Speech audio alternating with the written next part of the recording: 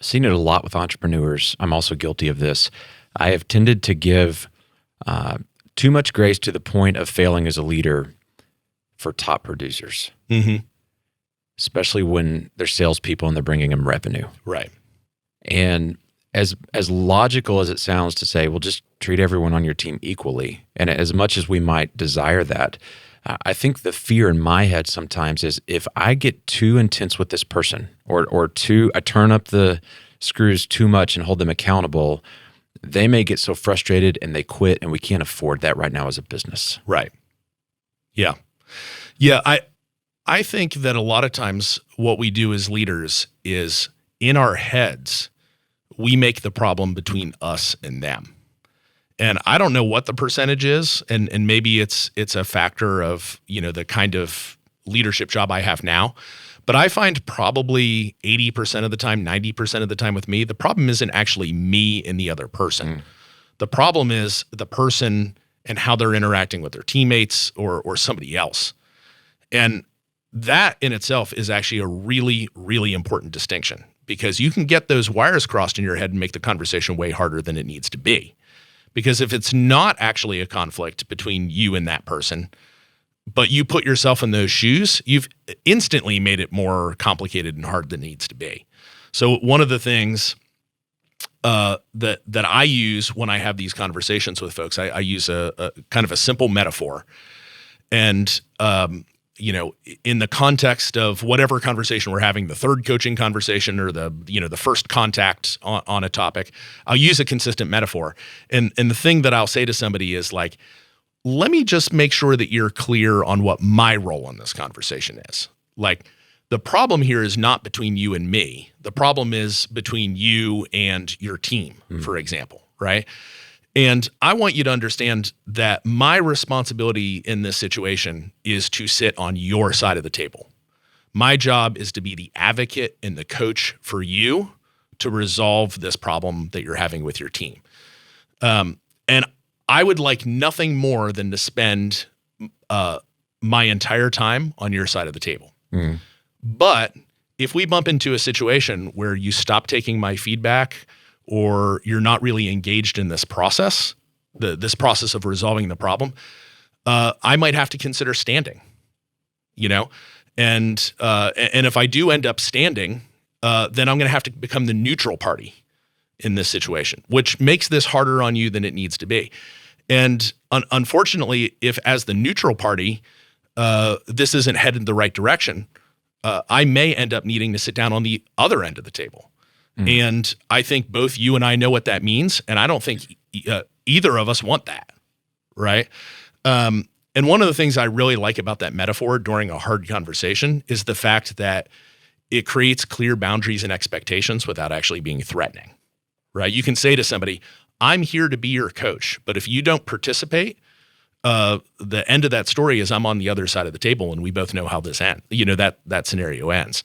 And I think that's a really powerful, I found that to be very effective in having conversations with people, because if, the scenario plays out that you don't want, which is emotional firing, performance plan, termination, you get all the way down to that termination at the end. And it doesn't have to be a long conversation. You're basically just saying to somebody, hey, listen, unfortunately, because of your lack of participation in this process, I've had to move to the other side of the table.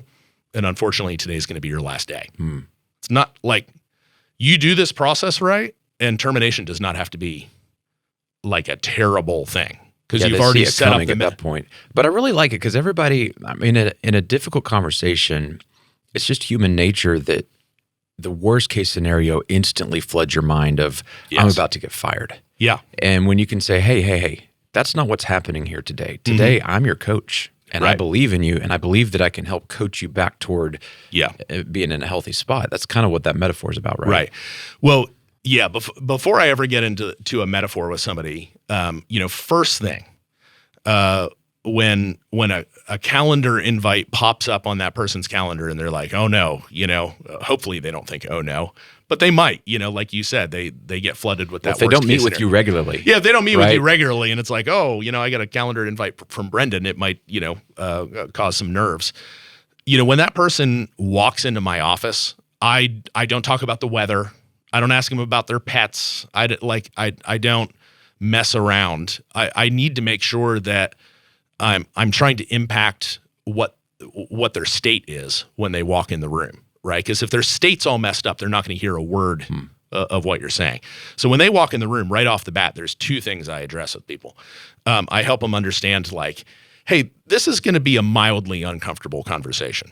Or I might say, it's going to be a casual conversation. Or I might say, this is an extremely serious conversation, and I need you to be really locked in for what we're about to go through together.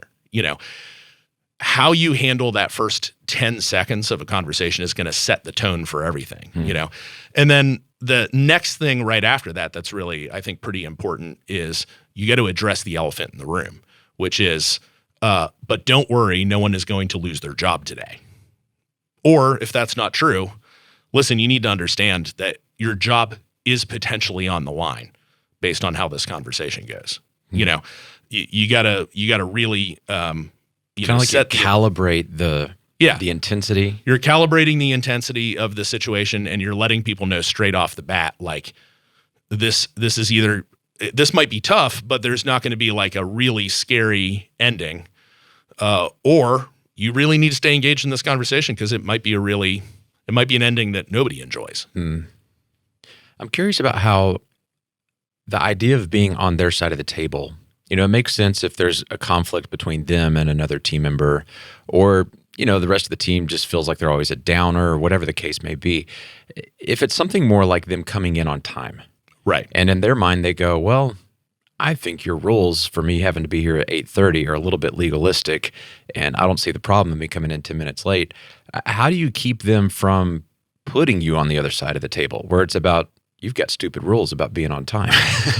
Yeah, you know, with personalities like that, I mean, I think what you have to do is you do want to address things circumstantially, but you got to get upstream of the problem a little bit. If somebody kind of gets, I don't know, what would you call that? Was that passive aggressive? Is it just aggressive aggressive? Or they don't respect how it's done, right? Or they see it as too policy driven, and they're kind of like, I'm a free spirit and I'm getting my job done, and why are you micromanaging me? Right. I would tend to address the upstream behavior of that a little bit and say, like, listen, the way that you just kind of addressed that with me, like, do you see us on the same side here, or are you are you treating me like I'm somebody else? Are you treating me like you don't know me? You know, because if you go directly into the circumstantial argument, it's their rock brain versus you. And if somebody's kind of in rock brain world, they're not going to, they're not going to respond the way that you want. You got to get upstream of it to try to get into their emotional state a little bit. I feel like. Yeah, I think that's really good. The times that I've tried to argue about a specific behavior, it's like the ball keeps moving, and then, you might win them over with logic on that one, but then they jump over here. But what you're saying is you really got to get to their attitude and their heart. Right. Because those things are actually the kind of the root of whatever's going on with the behavior. Right. Yeah. I mean, if you don't, the funny thing as leaders that we suppress sometimes is we forget to talk in difficult conversations about how we feel. So if I bump into a sticky situation with somebody, a lot of times my logical brain goes into, well, this is your opinion, this is mine.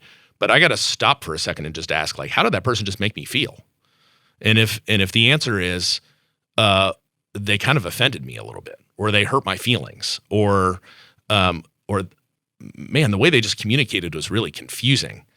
There's gold in just pausing for a second and saying that, right? Because a lot of times with a more belligerent person, what they're trying to do is start an argument. It's pretty hard to argue with somebody's feelings, So if you just stop and say, like, hey, the way that you just said that, the tone in which you just spoke to me, honestly, it hurt my feelings a little bit. Like, what were you trying to accomplish? And then you're having a far more productive conversation than, why did you just walk in the door 5 minutes late? You can get to that too, but you can deal with that at the end, and that'll be far easier.